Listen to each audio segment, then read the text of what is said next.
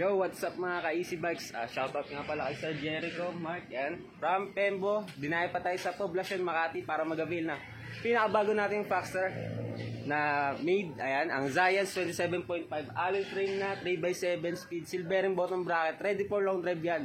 Na quick release tires yan, no need tools na mga ka-Easy. So, ready sa akyatan, sa lubak, ayan. May shock na rin yan, dual disc brake, ready for hydraulic na yan. So, ano masabi mo, sir? Bago sa akin. Murang-mura. Murang-mura pa, maganda na. So, punta na kayo dito sa Easy Bike Shop. So, may playlist pa yan. So, subscribe nyo lang kami YouTube channel natin, Easy Bikes. So, magpaparapol din tayo sa end of December ng 2 bikes at mga accessories. So, antabayanan nyo lang. Ride safe mga ka-Easy. Merry Christmas sa lahat. And Happy New Year. So, ride safe, sir. God bless everyone. Thank you.